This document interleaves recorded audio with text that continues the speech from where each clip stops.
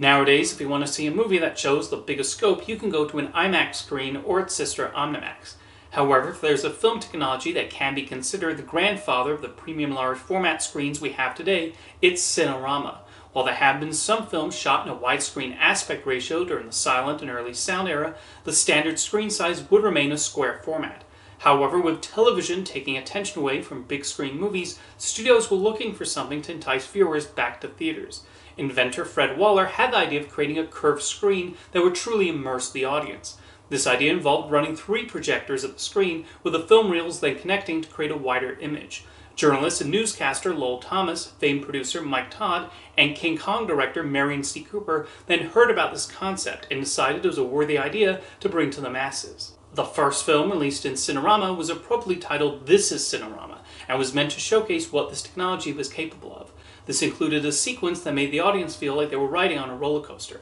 The movie opened in New York in 1952 and was a big success with audiences, helped by the curiosity over this format and the producers treating it like a big event, handing out programs and the audience encouraged to show up in their best attire. The film continued to play well throughout its run, including when it expanded to a few other cities, showing there was indeed interest in what Cinerama had to offer. The rest of Hollywood noticed too, including 20th Century Fox, where the CinemaScope format was developed. Very quickly, the widescreen aspect ratio became the norm for Hollywood films and replaced the Academy ratio as the expected way to film a motion picture. As impressive as Cinerama was, there were still technological limitations due to the need for 3 projectors and the movie needing to be filmed a specific way. Hence, for the first several years of its existence, it was exclusively used on documentaries and travelogue films. These included Cinerama Holiday, 7 Wonders of the World, Search for Paradise, and South Seas Adventure. All these would prove to be quite successful and gave the audience a chance to experience places all over the world they probably would not get the chance to visit in person.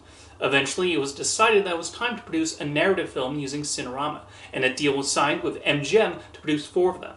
The first one released was the fantasy film The Wonderful World of the Brothers Grimm, directed by Henry Levin and George Pal. Pal, who'd recently directed successful films based on Tom Thumb and The Time Machine, was particularly eager to try out Cinerama and selected fairy tales they felt would best suit the format. While plenty of people went to see Brothers Grimm, and it would even receive an Oscar for Best Costume Design, along with additional nominations for its music, art direction, and cinematography, the movie was not able to make its money back in its theatrical run. More successful was the Western epic How the West Was Won. Directed by Henry Hathaway, John Ford, and George Marshall, the movie was very well liked by critics and audiences who were swept up by its multiple stories of life in the classic American frontier. It became the second highest grossing movie of 1963 and would receive 8 Oscar nominations, including Best Picture, and won 3 for Best Original Screenplay, Best Sound, and Best Film Editing. While the movie was a big crowd pleaser, the filmmakers and actors did struggle in the unusual way of filming required by Cinerama. Hathaway and Ford particularly complained as they were not accustomed to how much of the sets and scenery appeared in the frame. Ford would even accidentally sit in front of the camera, so the technicians came up with a way to make him feel comfortable without ending up in the way of the shot. As for the actors, they were constantly directed to make eye contact in a way that felt natural for the cameras, but which they felt awkward doing. Despite the box office success of How the West Was Won, it was the last narrative film produced in the traditional Cinerama 3-strip format. That same year, the Cinerama Dome was being constructed in Hollywood, with the hope that it would inspire other theaters to be built this way to accommodate the format. This was in preparation for Stanley Kramer's comedy It's a Mad, Mad, Mad, Mad World. The initial plan was to film in 3-strip Cinerama, but was instead filmed in Ultra Panavision 70 and projected at the Dome with a single projector rather than the usual 3. Filming in 70mm allowed filmmakers greater freedom than Cinerama, while still providing the super wide screen that showcased a greater image and scope. While the Cinerama name would continue to be advertised for special showings of certain films, Fred Waller's original 3-projector format was replaced by the single projector for all future exhibitions, although few theaters still showed the movie on the curved screen.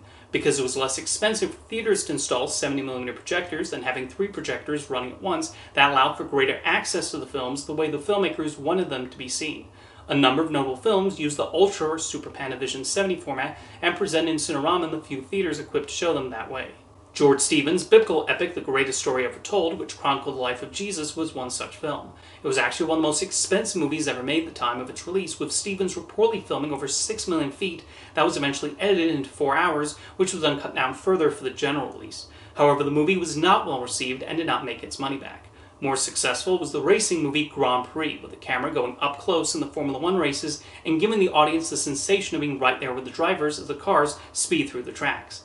Stanley Kubrick's 2001 A Space Odyssey was also initially screened in Cinerama, a fitting format for a movie that sought to take the viewer to outer space and other vast locations. There was also the Cold War thriller Ice Station Zebra, which was poorly received and pulled in underwhelming numbers at the box office, and the disaster movie Krakatoa East of Java, which also got largely negative reviews but did decently during its theatrical run. However, interest in the Cinerama format was declining around the late 60s, and there were movies that were only exhibited in Cinerama in Europe. The last Cinerama theater was built in 1970, and over the years many of them would close down. The Cinerama Dome in Hollywood would continue to prosper for many decades until it was affected by the pandemic and officially closed its doors in 2021.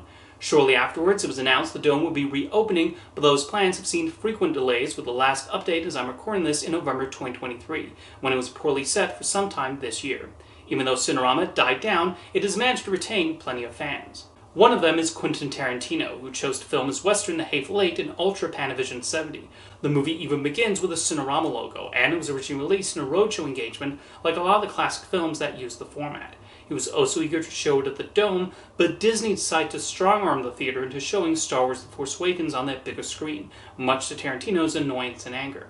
There are other enthusiasts who have worked hard to try and preserve the experience for the home video releases with a special aspect ratio named Smilebox. If you pick up the Blu-ray edition of How the West Was Won, it gives you the option of watching the film in an aspect ratio that simulates the curved Cinerama screen. For several years, The Wonderful World of the Brothers Grimm was only available in out-of-print VHS and Laserdisc editions. Finally, it was announced that work was underway to restore the film in a manner that preserved the original theatrical image, and in 2022, The Brothers Grimm was released on a Blu-ray through the Warner Archive collection that included two versions of the film in different aspect ratios, including Cinerama. Despite its short run, the legacy of Cinerama will continue to live on, and it certainly paved the way for not only IMAX, but even the Circle Vision 360-degree films shown at Disney theme parks. If you want to learn more about Cinerama and its importance to the history of filmmaking, the How the West Was Won DVD and Blu-ray includes a documentary titled Cinerama Adventure, which interviews several of the people involved in the format's development, along with actors who participate in the films and historians. What Fred Waller accomplished with his invention was truly something remarkable and game-changing. See you next time.